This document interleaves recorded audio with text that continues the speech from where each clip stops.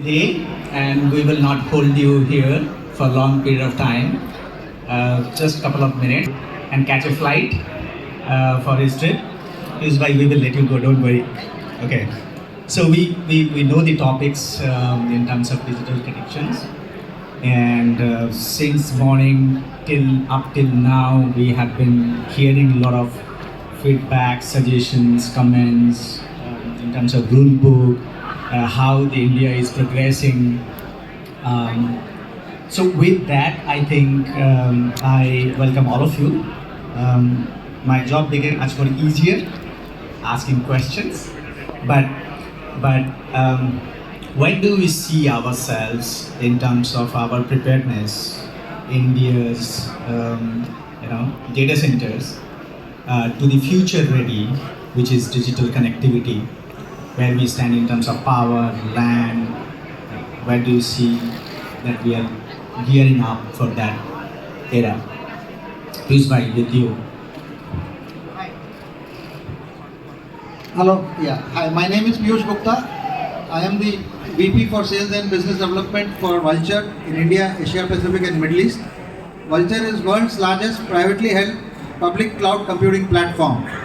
It has 32 data centers around the world, including 3 in India.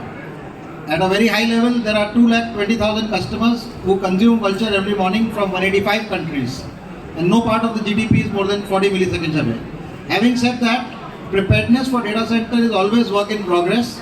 Technology continues to evolve, and there is tremendous development simultaneously at the device level, at the connectivity level, and the electronics and fiber optic together. So, coming to data center readiness, data centers have coped up with this connectivity requirement because the bandwidth requirement kept going up. So earlier it was buildings which were connected on the common fiber network. Now we have dedicated inter-data center private connectivity platforms consuming terrestrial fiber, which is the conventional fiber which runs along the road, and also non-conventional fiber which runs along railway lines, gas pipelines, over the top of electricity lines, and all this fiber is having shorter routes, so it addresses latency. They are direct single hop connectivity, and on the electronic side, the gear is going up and up. So now within the data center and outside the data center, the connectivity is ever evolving. So I will take a pause here. Yeah, I mean, talking about India from when you said future ready, right? But I think India is now ready. It's not about future. India is ready to be global interconnect hub for data center, and mainly because, as you rightly said, land, we have ample land available for setting up data centers. Our network has improved a lot, and it's quite reliable network that we have.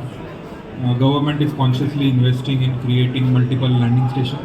So 80% of the traffic is now today coming to Mumbai and Chennai, but now expanding into Vizag and other cities. We are diversifying cable landing stations as well. The biggest benefit that India has from a data center perspective today is power. We used to be pretty expensive on power a few years back, but today with the green power mix, we are way affordable than those of Western countries, especially with the inflation skyrocketing in US, where prices used to be 4-5 cents a unit, now has gone to 10 to 15 cents a unit. And in India, if you look at with green power blend, we are in single digit, or maybe around 6-7 rupees per unit. So in all totality, where the growth is driven by mainly energy and renewable energy, I see India is the destination for all global AI workload processing. Right. Thank you. How about you? As rightly said, India is becoming a data center hub in next 5 to 10 years. So most of the contents are being given from the India. Now almost Indian and other countries are consuming data from the India by 80%. Only just maybe 20 to less than 20% of the data which are consuming by the most of the countries in the Middle East. So it is from nearby country. So from Singapore or maybe from US. So that will also come to India. At that time, India will become a powerhouse for the data. So mostly, most of the hyperscalers are coming, already came to the top tier 1 cities of India. So they need to just come to the tier 2 cities. So there will be interconnectivity between the operators, ISPs and CDN networks. That will give the more power of the data center evolution. Exactly. And apart from that, we also have little bit of government policies which we need to revamp, which will be in favor of the industry and the labor piece, which is the resources. So we know that we have been started. Now, one aspect, just because we spoke about the connectivity piece, how government and the other venture capitalists are handholding together to see and help this industry in terms of the connectivity. Say example Chennai, you became the hub, 13, 14 cable landing stations are there. So how government is helping in that aspects, having more connectivity with the Southeast Asian countries? Yeah. No, government has been very helping this industry for the last 5-7 years prominently, creating data center policy at the national level, and then every state is following suit, trying to create their own. Whether it is land, whether it is creation of jobs, whether it is giving subsidies, government has been very helpful. So is private equity. You get a valid project, there is enough private capital chasing this space. Every leading private equity in the world has some representation in India, especially Mumbai, and they are kind of partnering with the land developers, the hyperscalers sometimes as partners now, and government itself are jointly creating. Vizag is a very good example where there has been a massive push by the government to get the rocket off the ground first. Having created that platform, that ecosystem, now you have 2 submarine cables coming in there and a gigawatt scale hyperscaler complex getting built there. So this was not imaginable 5 years back, and it used to be considered a piece of fantasy that such kind of massive gigawatt scale capacity can come in India. There used to be analyst reports saying, India has 400 megawatt, which is 900 megawatt, and scalable up to 3 gigawatt. And one report came out last year saying India has a potential of 17 gigawatt, which was not believed by many. And now, single installation of 1 gigawatt getting announced and many more to follow. So de-risking Bombay and Chennai and creating alternate cable landing stations. 50% of the country is running on green energy. So these will be actually, you can say, one more industrial revolution of a different type at the back of AI. Because AI will fuel all of this. So whether it is GPU, the connectivity, the power consumption, and you will have an integrated AI factory, which will have a power plant, renewable, with a data center and a cable landing station, all connected in the same complex. Like in the earlier year, we had integrated steel and power complex. Now it will be integrated AI complex, of which data center will be a very big part. And government has a big role to play in this, and private equity and other equity is following suit. Just that you touched upon that, Aisha, I have another question. How do we future-proof today's bids for 100 gigawatt plus backbone and X-scale AI traffic without redesigning every 3 years? Without redesigning? Every 3 years. Now government and everybody has a long-term view on this matter, and 3 years is the time it takes to even get a project off the ground. So it has to be envisioned in the manner of India in 2047 or India data centers in 2047, and you said 100 gigawatt type of projects, and they will consist of a few complexes around the country. So they will have dedicated data center corridors like we have in Virginia, like we have in other parts of the world. Similar trend will follow in India. So all leading data center operator will come. It's like an ecosystem. Like Maruti came and whole auto ancillary ecosystem got created in Gurgaon. Likewise through Hyundai in Chennai. So similar examples will follow now. Vizag is a good example. You can have data center, ancillary equipment manufacturer putting up their factories alongside the same ecosystem. So you will have chillers getting manufactured there, their O&M shop and all of that. And on the other side, work in semiconductor, server, today it is assembly, manufacturing will happen. So you will have IT and non-IT all coexisting around the data center being the epicenter, and every of this being the periphery of this and consuming digital inclusion, digital delight, AI, and so on. So, just that we touched upon this point, because what is your view, and if you can touch upon your organization is taking steps forward to invest further into this area, Okay, knowing so- that there is a risk associated with this. Yeah. You said rightly, 100 gig backbone kind of setup, and then technology is changing very fast. And obviously, it comes with the risk.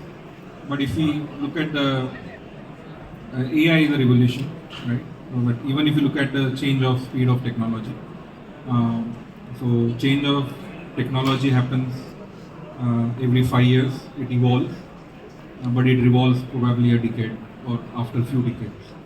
So yes, there is a risk, but if you plan your designs in a modular fashion, right, and look at what is coming in future, right? What is coming in future is all liquid cooled buildings. That's becoming present now because those are the setup being done. But what will be coming in future is quantum, right? So how do you design your backbone, which will support the next leg of evolution? So you have to build that flexibility in your design, and that is what we are doing, right? At the time of designing our Gen 3 data centers in Sifi, we knew this liquid cooling is coming, right? So and now it's early adoption of liquid cooling, but still you have 80 to 90% of workload running on air-cooled environment, right? So we kept that flexibility in our design. In the same building or same server hall, we are able to provide both air-cooled and liquid-cooled solution. Now going further, when we are talking about gigawatt kind of campuses, there our effort will be to look at what will be relevant for quantum computing, and how do we build that modularity in our data center design or our network design from end-to-end solution perspective. Wonderful. Ghansam, what is your view? Actually, you asked that government, how the government is supporting for the data centers. So maybe there is a draft has been started out in national data center policy. In that, some 10,000 crores amount has been taken as a token of money from the government. So government can give some subsidy of the investing in the data centers and permission. So in this case, if you use this budget from the government, so you can build a lot of data centers in where the power of, like you see Mumbai and Navi Mumbai and Chennai, all these metro cities are filled with the space and power cannot be extended. So we need to go for the next level metro cities where now yes, touched upon Vizag. Vizag is the best example near this. So Solapur and some Nagpur kind of things, they may be having good infrastructure. So that will extend our net. So, Yusbhai, on that, another question that we know that we have edge data centers across, and we also know that there is a challenge in terms of having power, land, water, and investment base. Is it that the edge data center will fly in if this goes, or we still have hyperscaler co-location partners and companies like that, they will still grow in this path? Edge was always there and will continue to be there, and has nothing to do with any of this. Fundamentally, edge data center is a smaller data center, many in number, distributed geographically. Now, the fundamental building blocks of any data center is land, power, connectivity, cooling. Now, these are some things which have reached almost everywhere, and if there is a demand, it can reach anywhere. Vizag is again a burning example. And you have many more clusters outside of Navi Mumbai, similar examples. More and more in the factory, near the traffic signal, compute on the edge, that's the jargon. So compute is coming closer to the point of data generation. So data generation, data processing, inferencing, all will happen within a very close vicinity of a few meters or a few kilometers. And use cases will be autonomous driving, financial fraud detection, call spamming, surveillance, which is computer vision, and so on. So, and government rightly said is supportive because nowadays you have various ministries working in tandem to provide this digital delight. I am very privy to some of the information, I cannot reveal more, but at the highest levels in Government of India, the IT department, the power department and all concerned departments are working together to get this data center piece off the ground. It was no longer that it's a power problem or a telecom problem or a land problem. So it's all coming together and there is a very strong will. And India AI mission is a burning example how this whole thing has been put together and it's for all of us to come and consume. Requesting the moderator to please summarize the discussion. Sure. Question and then we'll summarize if that is okay. Sure. Now we know that where is the problem, and now we also know that what are the solutions around us and the companies or the ecosystem is working. So do we still believe that India will eventually become the powerhouse in the data center, knowing that the under construction projects are about, say, if I rank it 6th in the globe, do you think that we will become the powerhouse eventually? If you want a one-word answer, the answer is yes. Okay, so then last question is that how soon we can see ourselves at the powerhouse? It's work in progress and we are on the right track. Yeah, 5 years. 5 years back. That's right only. Okay, so I think good. We will eventually finish this discussion, but we will eventually meet in the next event with a lot of information in the data. With this, we will conclude this conversation. Thank you so much. Thank you so much.